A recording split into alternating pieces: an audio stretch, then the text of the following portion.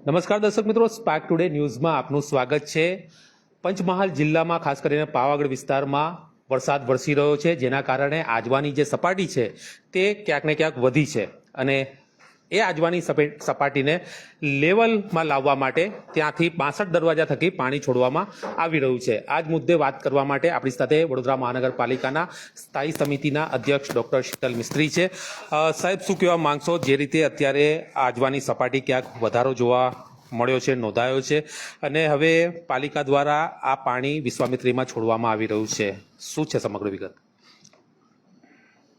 વડોદરાનો સૌથી ઇમ્પોર્ટન્ટ આજવા સરોવર પીવાના પાણીનો મુખ્ય સ્ત્રોત છે અને આજવા સરોવરમાં 62 દરવાજા પણ છે। આ 62 દરવાજા 211 અને 213.85 ફૂટની હાઇટ વચ્ચે ઓપરેટ થાય છે, એટલે આ દરવાજાને ખોલ બંધ કરી શકાય છે। 213.85ની ઉપરનું લેવલ જાય ત્યારે આજવાના દરવાજા ઓટોમેટિક ખુલ્લા જ રહેતા હોય છે। ખાસ કરીને વાત કરીએ તો પંચમહાલ જિલ્લો અને પાવાગઢની આસપાસનો જે આજવા સરોવરનો કેચમેન્ટ એરિયા છે એમાં ભારે વરસાદ થયો છે અને લગભગ છેલ્લા 48-72 કલાકમાં 4 ઇંચ જેટલો વરસાદ થયો છે અને આ 4 ઇંચ વરસાદના લીધે આજવા સરોવરમાં પાણીની આવકમાં વધારો થયો છે। આજવા સરોવરનું લેવલ 211 ફૂટથી વધારે વધી ગયું છે। ગઈકાલે મોડી રાત્રે આજવાના દરવાજા ખોલવાનો નિર્ણય લેવામાં આવ્યો છે। હાલ આજવા સરોવરની સપાટી 211.49 ફૂટ છે।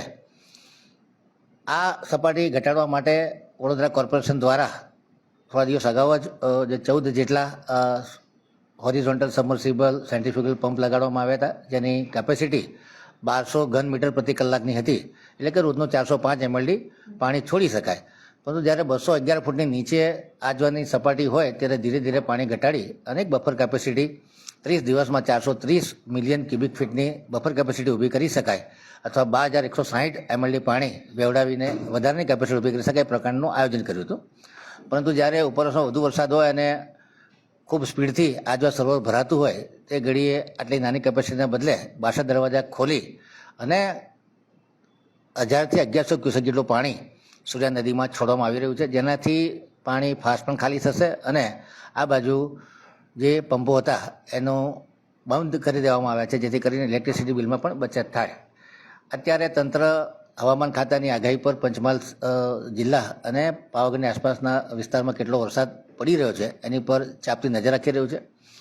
હવામાન ખાતાની આગાહી અને વિશ્વામિત્રીના લેવલ 14 ફૂટનો લેવલ ન થાય ત્યાં સુધી આજવાનું પાણી સેફલી છોડી શકાય એવું છે, એટલે હાલ આજવાના 62 દરવાજા મોડી રાતથી ચાલુ કરી દેવામાં આવે છે અને ધીરે ધીરે આ પાણી 1100 ક્યુસેક જેટલું છોડવામાં આવશે, જેનાથી આજવાની સપાટીમાં કોઈ બહુ લાંબો ફરક પડી શકે નહીં, કારણ કે અત્યારે તો સપાટી 10 ફૂટ છે એટલે 14 ફૂટની સપાટી ન થાય ત્યાં સુધી ધીરે ધીરે 1-2 ફૂટ માઇનર વધારો થઈ શકે છે। એનાથી નાગરિકોએ બિલકુલ ગભરાવાની જરૂર નથી। ઉપરવાસમાંથી જે પાણીની આવક આજવામાં વધી છે એ ધીરે ધીરે ખાલી કરી અને આજવા સરોવરને સેફ લેવલે લાવી દેવામાં આવશે। જ્યારે આજવા સરોવરની સપાટી 211 ફૂટ અથવા એનાથી નીચી હશે તે ઘડીએ પાછા ફરી પંપો ચાલુ કરી અને રોજનું 405 MLD પાણી સૂર્યા નદીમાં ઓછી કેપેસિટીથી વેવડાવવામાં આવશે, જેથી કરીને આગામી 30 દિવસમાં 3 ફૂટ અથવા તો 430 મિલિયન ક્યુબિક ફીટની એક બફર કેપેસિટી ઊભી થાય।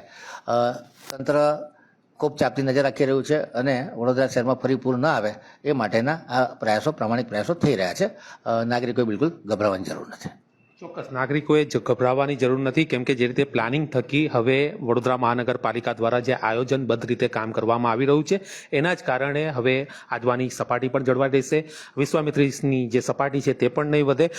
બીજો એક સવાલ પૂછવા માંગીએ ડૉક્ટર સાહેબ કે જે આ પાણી છોડવામાં આવી રહ્યું છે, ખાસ કરીને જળશક્તિ મંત્રી CR પાટીલ સાહેબે કહ્યું હતું કે પાણી જે છે નદીઓ થકી વહી જાય છે, આ માટેનું આગોતરું આયોજન, હવે પછીનું ભવિષ્યનું આયોજન, આ પાણી વહી ના જાય તે માટેનું પાલિકાનું કોઈ આયોજન છે કે કેમ?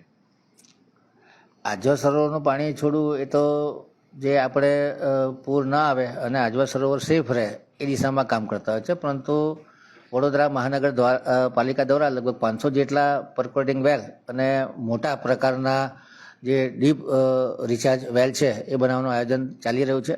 જે નાના વેલ છે એમાં 6000 લીટર પ્રતિ કલાક પાણી શોષાતું હોય છે અને મોટા છે એમાં 24000 લીટર પ્રતિ કલાક પાણી શોષાતું હોય છે।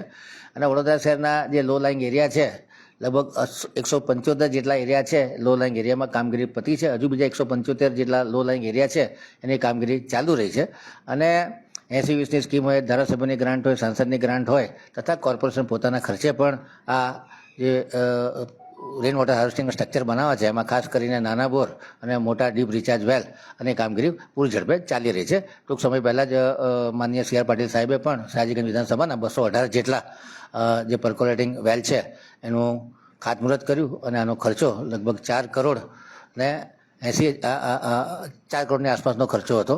વડોદરા કોર્પોરેશન દ્વારા લગભગ 25 કરોડ રૂપિયાના ઇજારા કરવામાં આવેલા છે. અને જે પ્રમાણે કાઉન્સિલરો સભાસદશ્રીના સૂચનો આવતા હોય, ધારાસભ્યશ્રીના સૂચનો આવતા હોય એ પ્રમાણે આ કામગીરી પૂરી ઝડપે ચાલી રહી છે. સાહેબ, પ્રતાપપુરા સરોવરની પણ કામગીરી ચાલી રહી છે, ત્યાં પણ ઊંડું કરવામાં આવ્યું. આજવા સરોવરની પણ વાત છે કે ત્યાં પણ પાણીનું લેવલ વધારે જળવાઈ રહે આ પ્રકારનું પણ આયોજન કરવામાં આવનાર છે.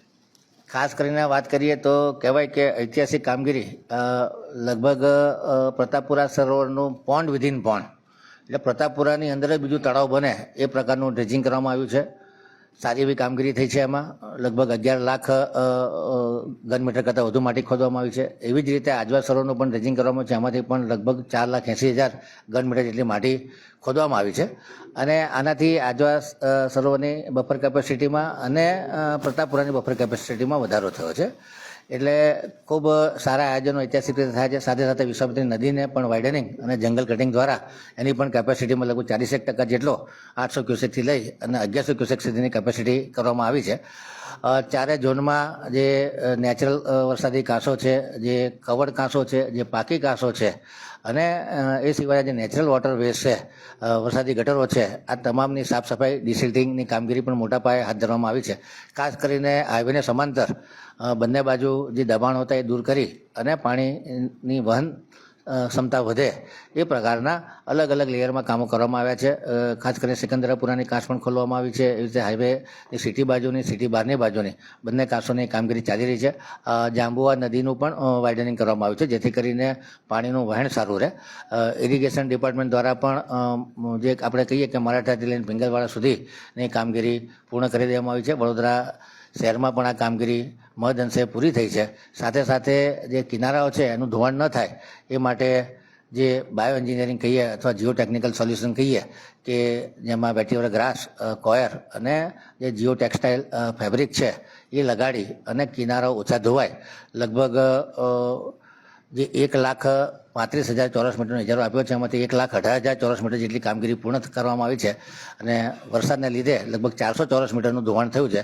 પરંતુ આ કામની ગેરંટી વોરંટી છે અને જે જગ્યાએથી ધોવાણ થયું છે એ જગ્યાએ પાછું ફરી વેટીવર ગ્રાસનું પ્લાન્ટેશન કરવામાં આવશે. ચોક્કસ આ હતા ડૉક્ટર શીતલ મિસ્ત્રી, સ્થાયી સમિતિ અધ્યક્ષ. તેમણે જે માહિતી આપી છે અને જે પ્રકારે કામગીરી વડોદરા મહાનગરપાલિકા દ્વારા આરંભી હતી પ્રી મોન્સૂન અને સાથે સાથે અત્યારે પણ જે ચાલી રહી છે એ પ્રતાપપુરા સરોવરની કામગીરી હોય, આજવા સરોવરની કામગીરી હોય કે પછી વરસાદી કાચની કામગીરી હોય, આ સમગ્ર મુદ્દે જે કામ ચાલી રહ્યું છે તેના પરથી એક વાત તો ચોક્કસ છે કે આવનારા દિવસોમાં, આવનારા વર્ષોમાં પૂર એક ભવિષ્યમાં આ પૂરની પરિસ્થિતિમાં લોકોને રાહત મળે તો નવાય નહીં. Paresh Makwana, spark today news, Vadodara.